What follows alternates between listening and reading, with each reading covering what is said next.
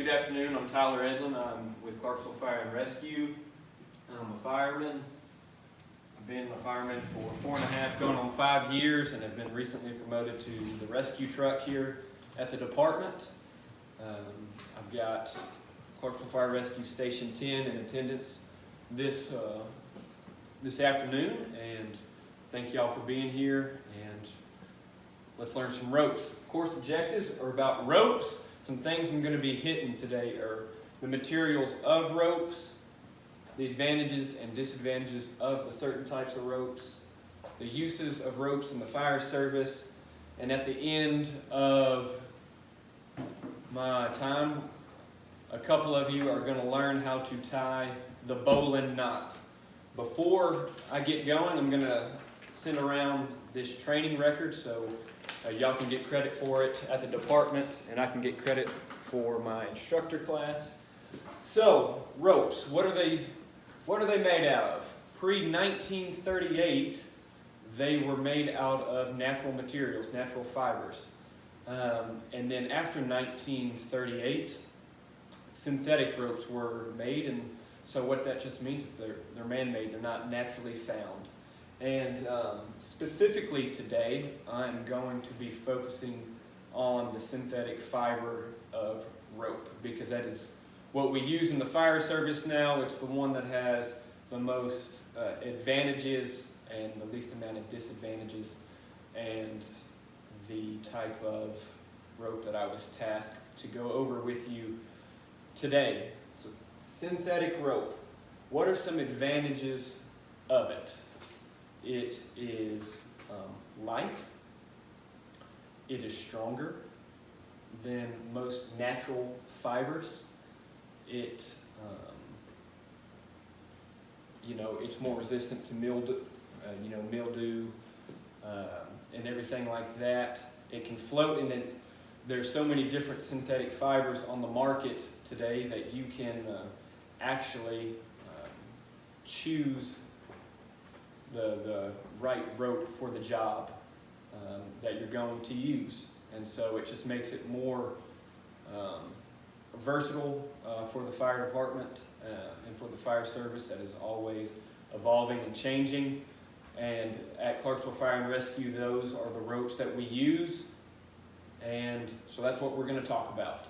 Natural fiber ropes have been taken off all our trucks due to the fact that when they get wet, they're heavy and cumbersome, and they mildew and break down much more frequently. And so here at Clarksville Fire and Rescue, Chief Montgomery and the command staff have chosen to go with all synthetic ropes, and that's what we're going to do. That's what we're going to talk about today. So I've told you some of the advantages of synthetic ropes, but just because everything has an advantage doesn't mean that there aren't disadvantages. Synthetic fiber ropes are more susceptible to UV radiation and breakdown, so if you're not doing what you're supposed to, keeping them in your rope bags,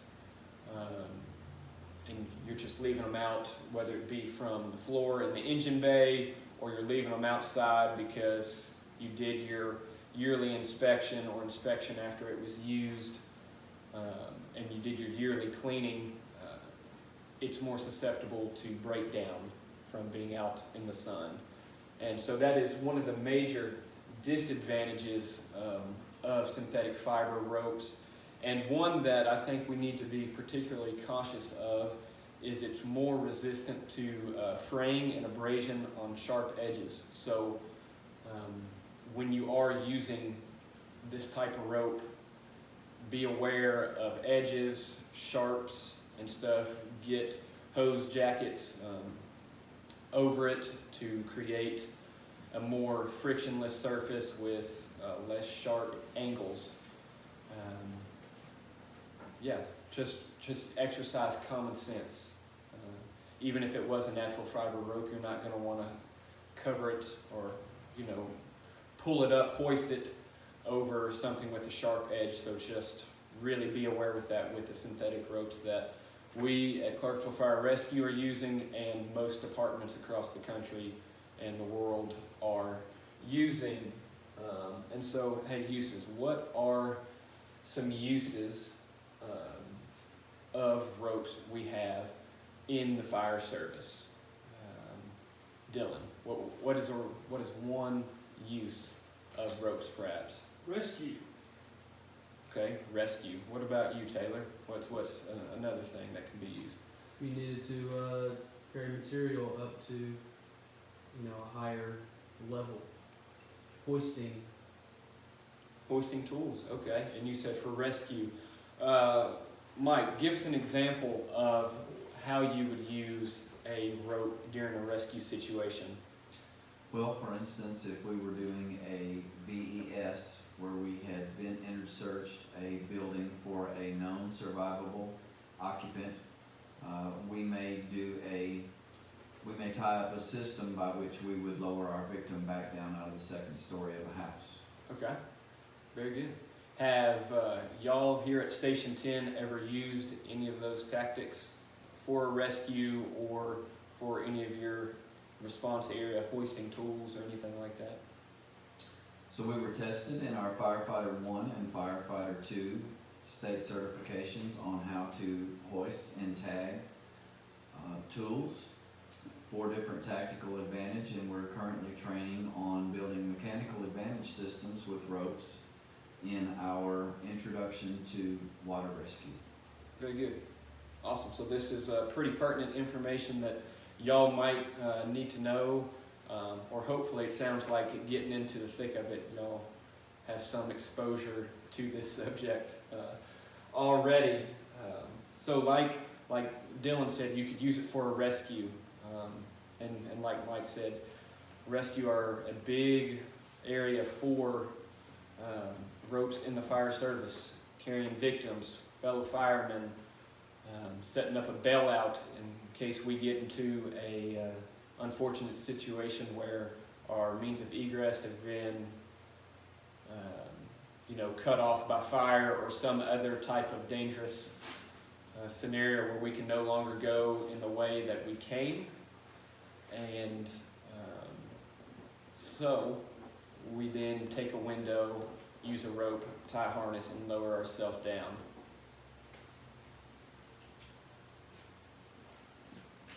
So, yeah, we use it in a rescue situation. Taylor mentioned hoisting. In Station 10's response area, they have a lot of multifamily dwellings, and they have done training exercises using ropes to hoist hose lines, tools, up to the second, third stories of these multifamily dwellings. So when the unfortunate event that one of them catches fire and that it is needed, they have the practice and the skill to already do what needs to be done. And that's the major uses of ropes in the fire service: rescue and hoisting tools. Something I forgot to mention earlier about synthetic rope fiber is they come in a lot of different material types. You have kern mantle, which is a style which just means you have the mantle, which is the outer portion of the rope that protects the kern, which is where you get the strength in the rope. And then that is really the only style of rope that is used for life safety. There are other synthetic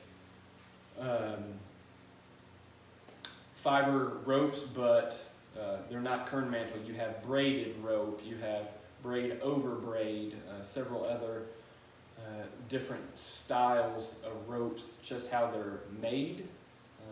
But those are only used for utility rope. Kern mantle ropes are the only synthetic ropes that are like NFPA approved for life safety. And the kern mantle ropes can be made of polyester, Kevlar, polysteel, you name it. There's 5 or 6 different materials that synthetic ropes are made out of. And you've heard materials like polyester or polysteel. That just shows that when it comes to water damage or used for water rescue. They're more durable for that. They might float. They're not going to, again, have the wear and tear that a natural fiber rope would have when it comes to water, and they're not going to be as heavy, whereas a natural fiber rope is going to be extremely, extremely, extremely heavy. The synthetic ropes, because they are stronger and more durable, they're just lighter. You can use a smaller diameter rope in the fire service because they're just stronger than the natural fibers. So that's why in 1938 we started, after the introduction of synthetic ropes, the fire service has moved towards that rather than natural. So how do you care for your ropes? I know I don't have it written up here, but some things that you might need to know about your rope is inspections and how to care for it. So your rope has to be inspected every year, and that's, pulling it out of your rope bag and going through it and making sure there's no frays, no big knots in it, or messed up fabric. So you kind of pick it up, just kind of feel it through your hand, such as this. And with the kern mantle rope, it's really kind of hard to find when there is damage because all the strength is in the inner portion of it. So that's when you're going to find the lumps. There's not going to be necessarily a lot of frays in the rope, but that's where you'll find the lumps in it. So that's why you got to put every inch through your hand and feel for the rope. But you do that every year, or after every use. You have to log that on your rope log and inspect the rope just like we did with this small section of rope that was provided by the training division here at Clarksville Fire and Rescue for the use of this class and for us to practice knots in everyday training. So inspect it.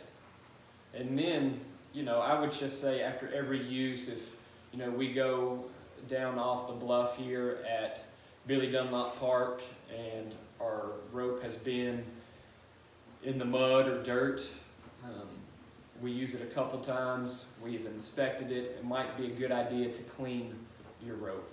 And always follow manufacturer guidelines when it comes to cleaning your rope. And once it's cleaned, you want it to dry out. Keep it out of the sun as best as you can. I know that's the best source of drying. That's how we do clothes, or used to do our clothes. And at the fire service, we haven't really, changed all that much. If it's, not broke, don't fix it type deal.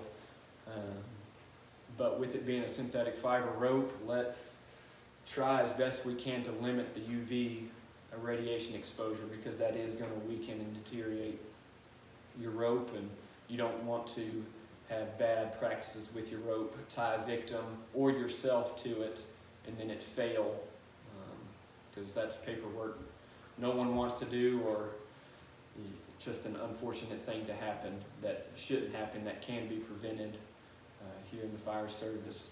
Once you've done that, you've inspected it, you've cleaned it, it's dry, it's ready to be placed back in service, you always have to Dispatcher 26. excuse me, you always have to store it properly. So it should be stored in a bag that is readily available, so when you do need it, the rope isn't knotted up or tangled, but the bag should be constructed to the portion where it protects your rope from just breakdown in the truck or when we go to these places to implement the rope. And that is the main uses of ropes here in the fire service. We talked about, the different types of materials and what they're made out of, what we used to use and what we're currently using, some advantages and disadvantages of the synthetic fibers, the uses. And right after this oral exam I'm fixing to give you, I'm gonna ask Dylan and Taylor to go get some gloves, and we're gonna learn how to tie a bowline knot. But first, Leonard, everybody, this is our oral exam portion of the training. Leonard, what are the two different fiber types ropes are made out of? Synthetic and natural. Okay, very good. Mike, name two advantages of using synthetic ropes. So they are more durable in terms of strength, and the fibers last longer. They're stronger at a smaller diameter, and the fiber lasts longer as a synthetic. Okay. And Taylor, name two uses of ropes in the fire service. Hoisting and rescue. Leonard, how should you properly store your rope? Properly stored in a rope bag of some sort, the way to keep it away from the UV light. Okay. And we should always have a rope log with our rope bag. That way we can document every time our rope is used. True or false? True. True. Very good. Now, I'm going to give a demonstration real quick of how to tie a bowline knot, and then I'm going to ask firefighter Byard to then place his gloves on, and I'm going to instruct him on how to tie a bowline, and then we're going to evaluate him. So, to tie a bowline or a bowline knot, you have your rope, have it in both hands. Take one of your hands and create an overhand loop. So now that you have the overhand loop, you have the working end hanging right here, and that's the part we're going to be using to tie the rope. And this is how I learned how to tie this knot, and so this is how I'm going to instruct you. You have the rabbit. The rabbit comes out of the hole. Once the rabbit is out of the hole, comes around the tree, and then the rabbit goes back in his hole. Once you do that, you have successfully tied a bowline knot. But, so to know that it's successful, your working end should always end up in your loop, like that. But before using the bowline to hoist or for an anchor point in rescue, it is a knot that requires a safety knot, whereas the family of eights don't require a safety knot. The bowline does. And a quick, easy way to tie a safety knot is to place your finger right here on the rope, take your working end, wrap it around your finger, creating a loop, and pulling it through. And that is a properly dressed with safety bowline knot. So now I'm going to ask firefighter Byard to come and tie a bowline knot. And I'm going to evaluate him to make sure that he does it properly. Dylan? Tie a bowline. Please, sir. Form the loop. We form the loop. Rabbit comes out of the hole.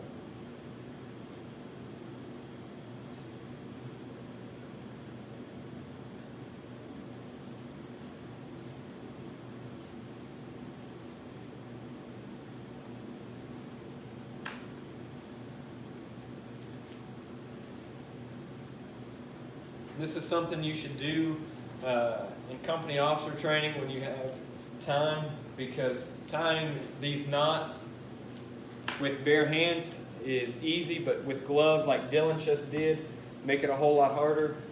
Dylan, thank you for demonstrating how to tie a bowline knot. You did well Thank on you for your the instruction, practical sir. evolution, I will give you 100 now. Here comes Taylor Hall. Firefighter Hall, will you please come tie a bowline, including the proper safety knot, and then when you get done, please show the camera.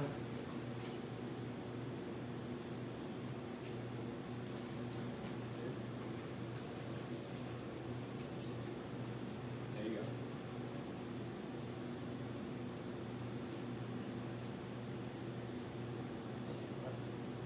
So, here we go. It's all right. I can walk you through it. This can be a step by step. So, hold it in your hand. Overhand loop like that, and then get started. Overhand loop. So now take the working end. Rabbit goes out of a hole. Nope. Out of a hole. Yeah. Around the tree. Back in this hole. Now, pull that tight. There's your bowline, and then every bowline requires a safety. So go ahead and tie that safety knot. There you go. Strap it a couple times. Put it back through. It's tough. Very tough to close on. That's why you should practice it in your company officer training, so we can be proficient. Now show the camera the properly dressed bowline knot. All right. Thank you, Taylor.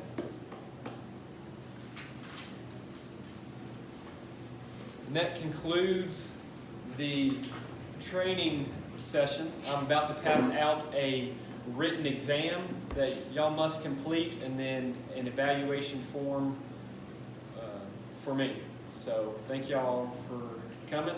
Tyler Edlin, Clarksville Fire Rescue. Thank y'all for attending.